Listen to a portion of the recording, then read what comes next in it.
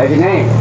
तो तुलसी बाबा रामायण में लिख दिया कि रावण आज कौन है, इतने ज़्यादा रावण हो गए हैं कि अब ये वो रहे तो अपना नाम धर रह जा, ये इतने हो गए किसका किसका नाम, तो कौन कौन है लोग हैं वो। तो माना ही मातु पिता नहीं देवा, जो न माता को माने न पिता को माने, है कि नहीं, और न देवी को माने न देवता को माने, है कि नहीं। तो ही कह रहे हैं माना ही मातु पिता नहीं देवा, साधुन संग करवावहि सेवा। सीधे साधे सज्जन लोग मिल जाएं तो उनको अपने चाकरी में लगा लेना, उनको दंडित करना, है कि नहीं। तो साधुन संग करवावहि सेवा, जिनकर यह आचरण भवानी, ते जानहु निश्चर सब प्राणी। तो हमारे सनातन धर्म में तो लोग माता को भी मानते हैं, पिता को भी मानते हैं, देवी को भी मानते हैं, देवता को भी मानते हैं, है कि नहीं। हम लोग तो न किसी देवी देवता को इनकार करते हैं, न माता पिता को इनकार करते हैं, है कि नहीं। अब जो लोग करते हैं वो भी आप ही के साथ हैं, अब पहचानना है। अब आइए, हम लोग श्री रामचरितमानस को एक कथा के रूप में तो सुनते ही और पढ़ते हैं, चाहे सीरियल में देखते हैं, लेकिन उसके आध्यात्मिक अर्थ पर एक प्रसंग, कोई भी प्रसंग उसमें से उठा करके उसका आध्यात्मिक अर्थ, क्योंकि साथ साथ तुलसीदास जी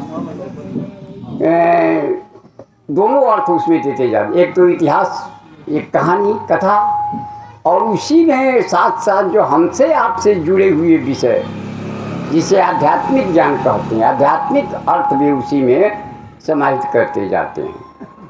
तो एक प्रसंग आता है रामचरितमानस में, रामायण में, कि माता सीता का हरण हो चुका है और राम जी और लक्ष्मण जी सीता जी का खोज करते हुए जंगल में भटकते आगे चले जा रहे हैं, और इस दरमियान वो लोग शबरी माता के आश्रम में पहुंच गए। और शबरी माता से राम जी प्रश्न करते हैं।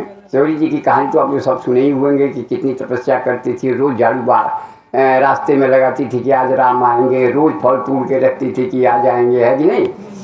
तो वो भाव था उनके अंदर भक्ति का। न तो उस सरोवर पर पंपा जो है वो सरोवर जहाँ रहती थी शबरी जी, वहाँ और भी आश्रम थे और भी संत लोग थे, सबको आशा थी कि राम जी हमारे यहाँ आएंगे, लेकिन किसी के यहाँ न जाके शबरी जी के यहाँ गए। और शबरी जी को लोग कहते हैं कि भीलनी भी थी, वनवासी, है कि नहीं। तो अब हम लोग बानर कहते हैं, हनुमान जी बानर, बानर नहीं, वन में रहने वाले नर जो वनवासी लोग हैं। भगवान को जंगल में वनवासी लोग न भेटाए होंगे जी, कोल भी यही लोग न संगतिया मिले थे, इन्हीं लोगों को साथ लगाया था उन्होंने, है ना।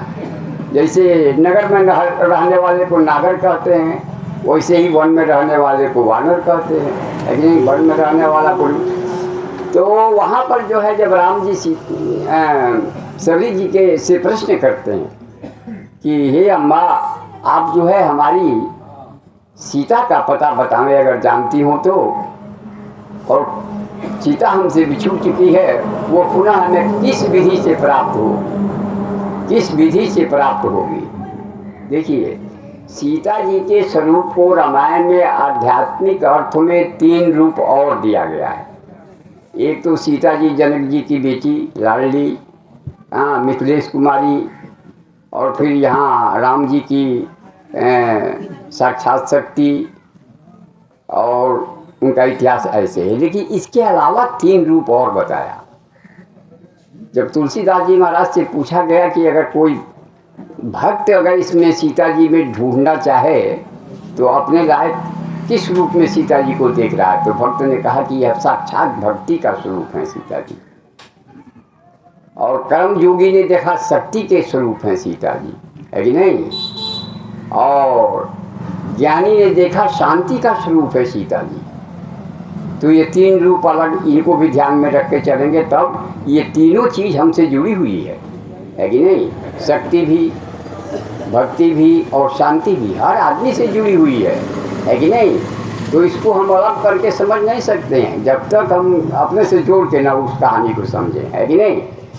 तो ये जो है रामाशय से राम जी ने प्रश्न किया उनसे कि अगर सीता जी भक्ति, तो क्या है, राम जी की भक्ति खो गई है। किसी भक्त की भक्ति खो जाए तो बेचैन हो जाएगा, क्योंकि भक्ति बड़ी कठिनाई से प्राप्त होती है और वो खो जाए क्षण भर में तो बेचैनी तो होगी ही। शक्तिवान की शक्ति खो जाए तो बेचैनी होगी। शांति प्रिय व्यक्ति की शांति खो जाए तो बेचैनी होगी। तो मानो शक्ति खो गई है, मानो भक्ति खो गई है, मानो शांति खो गई है, उसी का खोज राम जी कर रहे हैं। वो अपने लिए नहीं कर रहे हैं, हमको आपको रास्ता दिखा रहे हैं कि आपकी ये चीज़ें अगर खो जाएं तो आप किस पथ से जा सकते हैं, कैसे उसको। क्योंकि पहला प्रश्न किससे किया? सेवरी जी से किया। और सेवरी जी कौन है? आप तो भक्ति की मूर्ति हैं, 9 प्रकार की भक्ति उनमें परिपूर्ण है कि नहीं? राम जी ने कहा कि ये तो 9धा भक्ति का उपदेश मैंने दे दिया जो है संसार के लिए, लेकिन हे देवी आप में ये 9 भक्ति मौजूद है, 9 प्रकार की भक्ति है ना, जिसमें एक ही एक भक्ति पहली वाली है जिसमें कोई शर्त नहीं है। बाकी 8 भक्तियों में शर्त के साथ है। वो शर्त अगर पूरा नहीं करते हैं तो उसका फल आपको नहीं मिलेगा। जैसे प्रथम भक्ति संतन कर संगा, इनमें कोनो शर्त नहीं है। आप सत्संग में जाइए, संत के संगत में जाइए, कोई शर्त आपको उसके पीछे नहीं है। लेकिन दूसर रति मम कथा प्रसंगा, दूसरा मेरे कथा प्रसंग में शर्त क्या है कि मन लगाइए, रति लीन हो जाइए उसमें। तो अब लीन हो जाना एक शर्त है ना, खाली सुनना ही शर्त तो है नहीं। न तो सुनो तो नहीं, हम भागवत सुनो तो नहीं है, तब ध्यान दले बनी कुछ दूसरे पर भागवत सुनो तो नहीं है कि नहीं, उससे नहीं करें। रति बने आप उसमें लीन हो जाइए हमारी कथा में, ये दूसरी भक्ति है। तो लीन हो जाना एक शर्त लगा ना। हाँ, और फिर जब तीसरी को जाते हैं तो गुरुपद पंकज सेवा तीसर भक्ति अमान। तीसरी भक्ति गुरुजनों की, माता पिता की, गुरुजनों की सेवा जो है वो अमान हो करके, किसी भी प्रकार का अभिमान न रखिए मन में कि मैं कर रहा हूँ, हम न होते तो हमारे पापा की सेवा नहीं होती, हमारी माँ की सेवा नहीं होती, ये हम भाव न रख करके ये तीसरी भक्ति है ना, गुरुपद पंकज सेवा तीसर भक्ति। तो पहली ही भक्ति ऐसी है जिसमें कोई शर्त नहीं है। बाकी 9 तक आप जाइएगा, कुछ न कुछ शर्त जुड़ा हुआ है, और उसे जब हम निर्वाहेंगे तभी उसका वास्तविक लाभ होगा। अब आगे आइए अपने प्रसंग पर, जहाँ मैं कह रहा था कि आखिर राम जी से सीता जी अलग कैसे हो गई। वो बच्चे को उठाओ, देखो बच्चा गिर गया, अच्छा उठाओ। हाँ, राम जी से सीता जी कैसे अलग हो गई। हमारे भक्तों के हृदय में भी भगवान रहते हैं, या क्षण भर में कोई ऐसा आ जाती है घटना, ऐसा सोच जी भगवान हमसे दूर हो जाते हैं, है कि नहीं, दूसरा दृश्य आ जाता है इसमें, है कि नहीं। तो वही कह रहे हैं कि आप देखिए कि सीता जी जब वो सोने का मृगा देखती हैं तो राम जी से कहती हैं कि यही मृग कर अति सुंदर छाला। ये प्रभु, ये तो बड़ा ही सुनहला मृग है, इसका तो बड़ा सुंदर छाला होगा, इसको मार के लाइए। लेकिन वही कवितावली में तुलसीदास जी कहते हैं कि केवल मारने के लिए ही नहीं बताया था। सीता जी ने कहा पहले पकड़ने की कोशिश कीजिए, पकड़ में आ जाएगा तब तो पाल दूंगी, पालतू बनाऊंगी, अगर पकड़ में न आवे तब मार के लाइए तो खाल आपके काम आएगा, है कि नहीं। और राम जी तुरंत उठ गए। देखिए, जब जयंत ने सीता जी के चरणों में चोट मारा था, खून बहा था, तब सीता जी ने नहीं कहा था कि हे प्रभु देखिए ये दुष्ट कौआ मेरे को मार के भाग रहा है, पैर में से खून बहने लगा, नहीं कहा था, कुछ नहीं कहा था। चला रुधिर रघुनायक जाना, खून देख के भगवान स्वयं समझ गए। तो भगवान में वो शक्ति है कि हमको कहना नहीं पड़ेगा कि हमको क्या दर्द है, वो सब देख रहे हैं, वो सब समझ रहे हैं, सब उनके नज़रों में है। कबीर साहब ने तो बताया कि उनका कान कितना पतला है, कितना पतला है, और तो चींटी के पग घुघरू बाजे वो भी साहब सुनता है। अब चींटी के हिती हिती गुड़ है, वही में घुघरू केतो बनी है, केतो बनाई, कैसा आवाज़ आई, लेकिन वो भी साहब सुनता है, उसका कान इतना पतला है। तो यहाँ कहने का मतलब है कि राम जी ने तुरंत तो जयंत पर वो सीख का ही धनुष और सीख का ही बाण बना के बैठे बैठे छोड़ दिया। तो यहाँ भी सीता जी जब मांग करी तो राम जी चाहते तो बैठे बैठे बाण छोड़ देते हिरण के पीछे, और वो व्याकुल होकर अंत में घूम फिर के आइए जाता, है कि नहीं। लेकिन ऐसा नहीं किया, क्यों? क्योंकि वहाँ सीता जी ने कोई मांग नहीं किया। जब कौआ चोट मारा था तो चुप थी, है कि नहीं। और यहाँ मांग कर रही है कि यही मृग के अति सुंदर छाला, लोभ आ गया सोना देख के अंदर। जब हमारे आपके अंदर लोभ आ जाएगा ना तो ईश्वर हमसे दूर हो जाएगा, है कि नहीं। और लोभ के बाद संशय भी आ गया। बाद में संशय क्या आ गया कि हमारे राम जी तो मृग के पीछे गए थे, लेकिन लक्ष्मण जी को रखवारी के रूप में वहाँ रख के गए थे। लेकिन लक्ष्मण जी पर भी सीता जी को संशय भी प्रवेश कर गया। एक तो लोभ प्रवेश हुआ ही, जब जीव में लोभ आ जाए, संशय की वृत्ति आ जाए, है ना, शंका संदेह आ जाए, तो समझिए कि वो ईश्वर हमसे दूर हो गया या हम ईश्वर से दूर हो गए, है कि नहीं। सीता जी के साथ यही हुआ। जब दो काम बताई कि या तो पकड़ के लाइए पालेंगे, और या तो मार के लाइए तो मृगशाला बनेगा, तो राम जी मने मने कह रहे हैं कि ये पालने लायक तो है नहीं आपके, पालतू मृग आपको भेजूंगा मैं, आप घबराइए मत, ये मांग आपकी पूरी होगी। जौन मृग पाला जा सकता है वो अलग है, ये नहीं है, ये पालतू ही तो कपटी है, ये असली नहीं है ना। तो वही देखिए, जब अशोक वन में राम जी ने किसको भेजा था? हनुमान जी को। हनुमान जी को भी मृग ही कहा गया है रामायण में। शाखा मृग के बड़ी मनुषाई, शाखा ते शाखा पड़ जाई। शाखा मृग कहा गया है वानर को, है ना, हनुमान जी को शाखा मृग। तो हनुमान जी को देखा तो हनुमान जी का भी शरीर सोने ही जैसा कहा गया है। हेम शैलावदे हम, हेम माने सोना, है कि नहीं। हेम के शैल के समान हनुमान जी के शरीर का वर्णन है। तो ये सोना का मृग भेजा राम जी ने। तो जब जीव जो है लोभ में पड़ेगा तो ईश्वर जो है दूर हो जाएगा, और जब दूर हो जाएगा तो फिर वो व्यक्ति जो लोभ में पड़ा है अत्यंत बेचारी। सीता जी की अब बिछुड़ने के दिन से लेके जब तक वापस नहीं आए तब तक के दिन का उनका रोज का देखिए स्थिति कैसी है कि नहीं। थोड़ा बहुत तो जिक्र किया गया है। हनुमान जी जब देख के लौटे, है ना, तो राम जी ने पूछा सीता किस हाल में है, तुम तो देख के आ रहे हो। तो हनुमान जी ने कहा कि सीता के अति विपत्ति विशाला, बिन ही कहे प्रभु दीन दयाला, बिन ही कहे निक दीन दयाला। कि इतनी ज़्यादा माने विपत्ति उनके ऊपर है कि वो हम ना कहें वही अच्छा है ना। कि आप बेग चलिए, मैंने जल्दी कीजिए प्रभु, थोड़ा भी देर मत करिए, है ये पता तो अब लग न गया। तो हनुमान जी देख के आए थे उनकी स्थिति को।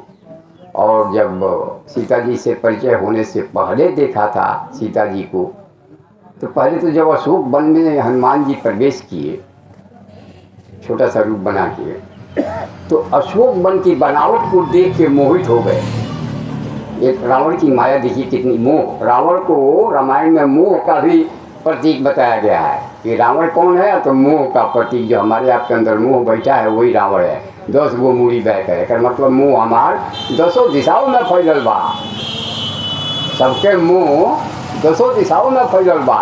जेने जाता ओढ़े से जुड़ जाता जाइयो हमरा चाहिए, अयो हमरा चाहिए, है नो लोग जब लोग को तो हमने से वो ओकरा मोह हो जाता 10 दिशा में बा, है कि नहीं। इसलिए उसको 10 मूड़ी दर्शाया गया है, वरना कोई 10 मूड़ी नहीं है कि नहीं।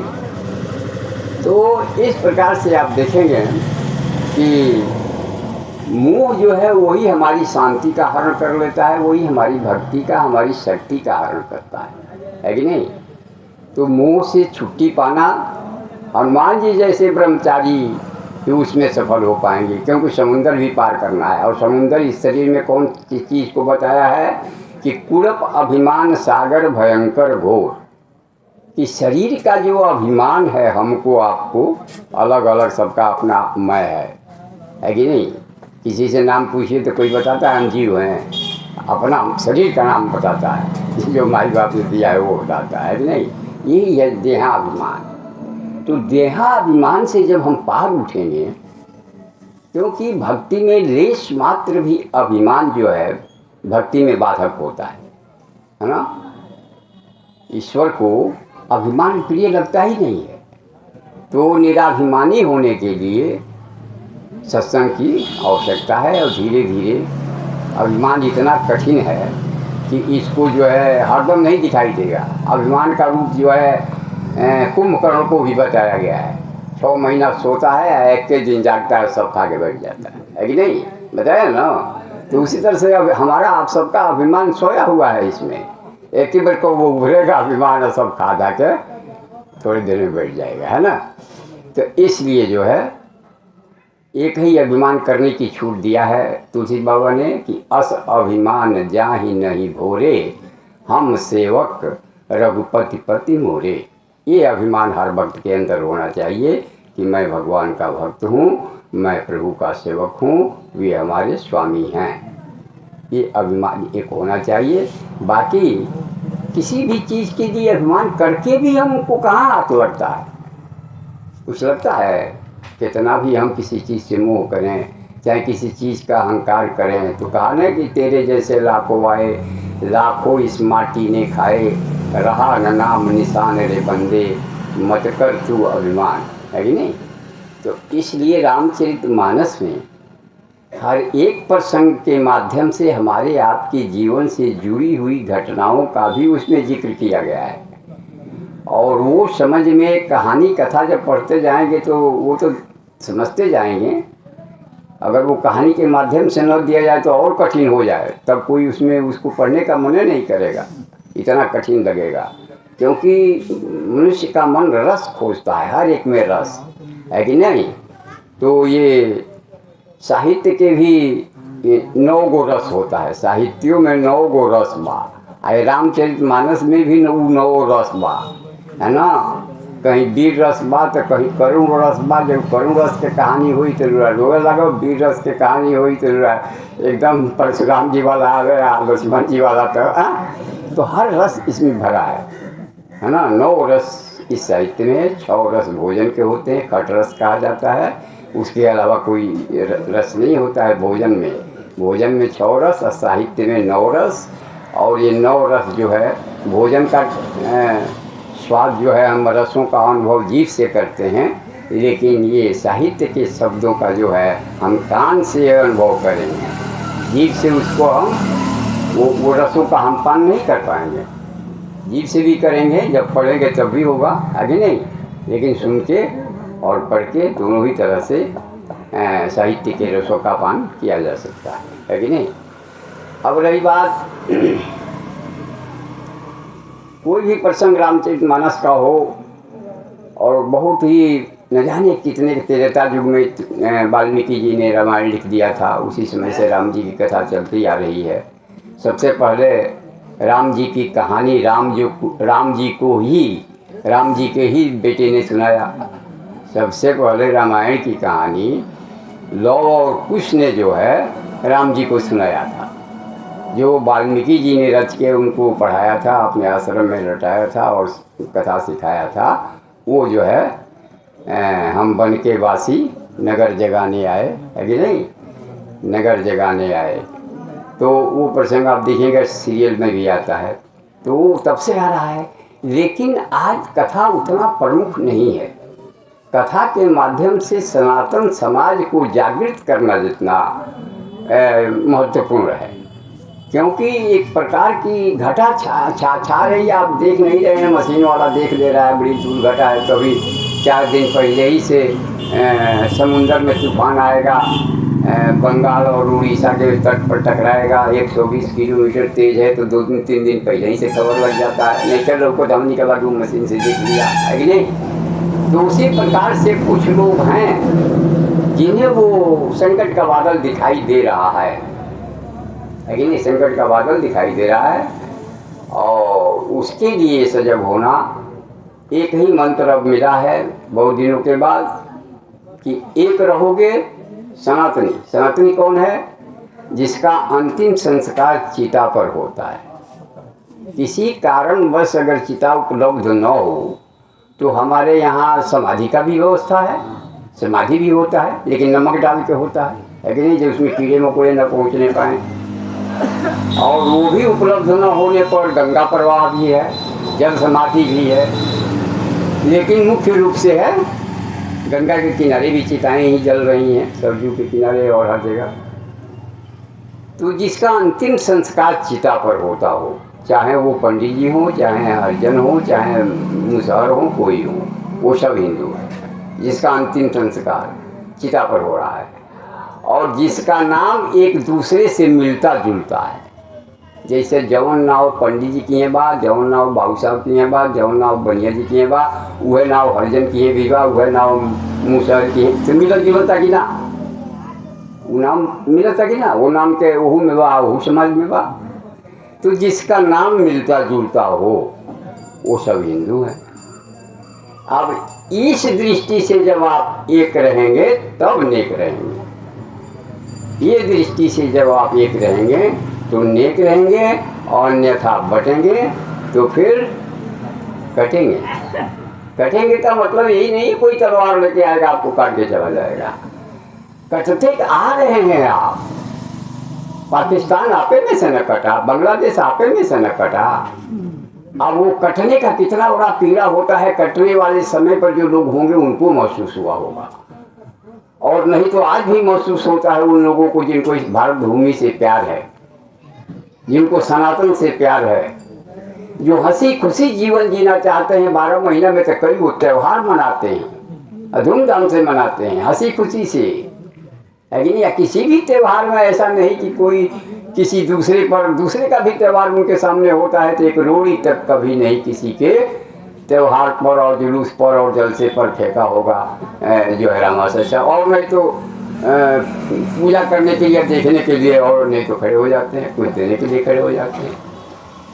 इतनी सीधी सादी, माने इतनी मानवता भरी ये सनातन कौम जो है, ये सनातनी जो है, इनको बहुत दिनों से सताया जा रहा है। आज ही कोई नया नहीं है, अब चरम पर आ गया है। अब वो तुलनात्मक जन्म में है कि हम ये जिला में कश्मीर से आप कट गए हैं, कश्मीर से आप कट गए हैं। वो तो 1990 में ही वहाँ के सब हिंदू भगा दिए गए, जो आ करके दिल्ली और हिमाचल और कहाँ टेंट लगाए पड़े थे। फिर वो लोग तो पढ़ने लिखने वाले लोग थे, पढ़ लिख करके उनके बच्चे अब कहीं लग गए हैं, अब उनकी स्थिति सुधर गई है, लेकिन फिर भी अभी लौट के अपने घर नहीं गए, है कि नहीं। कोई नौकरी करने के एक हफ्ता पहले जो है बिहार के 2-3 आदमी है वो जो वहाँ काम करने गया था, कुछ पंजाब के लोग थे, 7 लोगों को गोली मार दिया। वो लोग क्या कर रहे थे, मजदूरी कर रहे थे, अपने कमा के अपने घरे जाते हैं। तो आपसे कटा है तभी ना, तो आप बटोगे तो वैसे धीरे धीरे सब कट जाएगा। 800 जिला है अपने पूरे भारत में, जैसे 200 जिला में आप कम है गिनती में, वोट में गिनती में 200 जिला बा। जैसे बिहारों में कुछ बहने आप जाइए, है कि नहीं, 3-4 गो जिला बा, कटिहार के इधर किशनगंज वगैरह, है कि नहीं। तो इन सब बातों आप इतना, आपके लिए इतना भूलिया दिया गया कि तो आप लोग बच्चे थे भी नहीं मालूम होगा कि हमारी उम्र के लोगों को पता होगा। इमरजेंसी लगाया गया 1975 में, इंदिरा गांधी थी, और उस समय जितने भी सर्विस करने वाले लोग थे उनके ऊपर नसबंदी थोपा गया। ये वो नसबंदी ली तबे तो आज नौकरी रही न तो ना रही।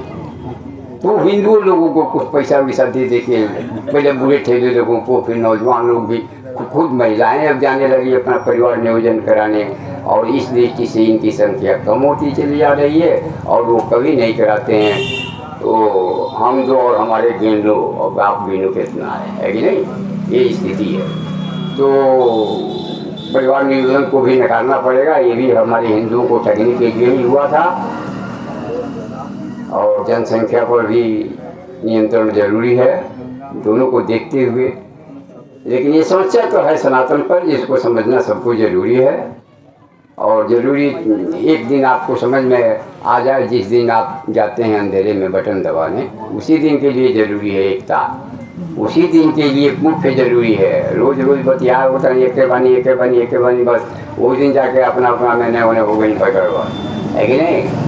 क्योंकि अब तो सर्वविदित है कि आपकी बात करने वाली कोई दूसरी नहीं है, एक है बस, दूसरी कोई पार्टी है नहीं जो कभी आपके पक्ष में एक शब्द भी बोला हो।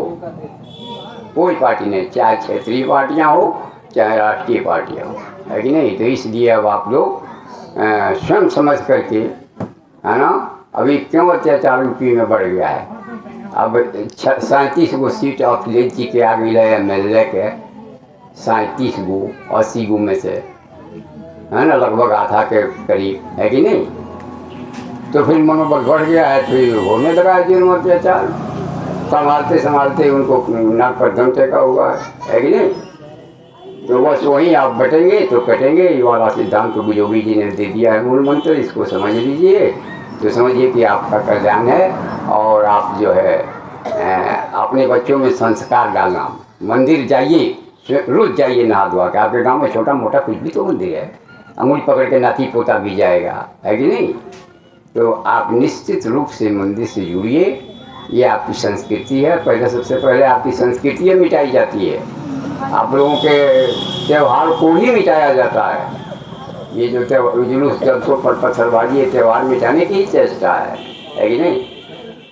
तो इससे सजग रहना बहुत ज़रूरी है। राम जी की कहानी हम तभी कह पाएंगे जब संविधान रहेगा, और नहीं तो फिर नहीं रहेगा संविधान। हिंदू है तभी तक संविधान है, जब तक हिंदू है तभी तक संविधान है, बाकी उस कूड़ा में डाल दिया जाएगा दूसरा।